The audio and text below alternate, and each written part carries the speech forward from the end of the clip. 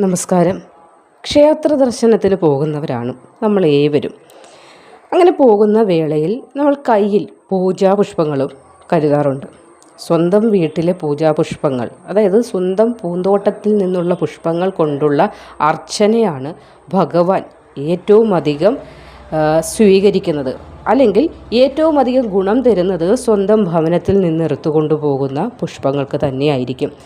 ഇങ്ങനെ ക്ഷേത്രത്തിലേക്ക് നമ്മൾ പോകുമ്പോൾ ചില പൂജാപുഷ്പങ്ങളുണ്ട്, അത് ശുഭകരമാണ്. എന്നാൽ ചില പൂജാപുഷ്പങ്ങൾ അത് കൊണ്ടുപോകാൻ പാടില്ല എന്നതുകൂടിയുണ്ട്.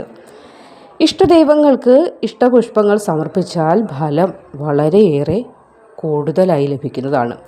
ഭഗവാൻ വിഷ്ണുവിന് തുളസി, ഭഗവാൻ ശിവന് കൂവളത്തിൻ്റെ ഇല, അതേപോലെ ആദിപരാശക്തി ഭദ്രകാളി അമ്മയ്ക്ക് കുങ്കുമപ്പൂ നൽകണം. കൂടാതെ വൈഷ്ണവ ക്ഷേത്രങ്ങളിലാകുമ്പോൾ കൃഷ്ണ തുളസി, രാമതുളസി, വെള്ളത്താമര, അതേപോലെ തന്നെ ചെമ്പകം, നന്ദ്യാർവട്ടം, ജമന്തി, മുല്ല ഇങ്ങനെയുള്ള എല്ലാം ഒരുമിച്ചെന്നല്ല, ഇങ്ങനെയുള്ളവയൊക്കെ നിങ്ങൾക്ക് കയ്യിൽ കരുതാവുന്നതാണ്. എരിക്കിൻ പൂവ്, ചുവന്ന മന്ദാരം, വെള്ളത്താമര, അതേപോലെ തന്നെ അശോകം, നന്ദ്യാർവട്ടം, മന്ദാരം, കൂവളം മുതലായവ ശൈവ പ്രാധാന്യമുള്ള ശിവപൂജയ്ക്കും ഉത്തമമാണ്.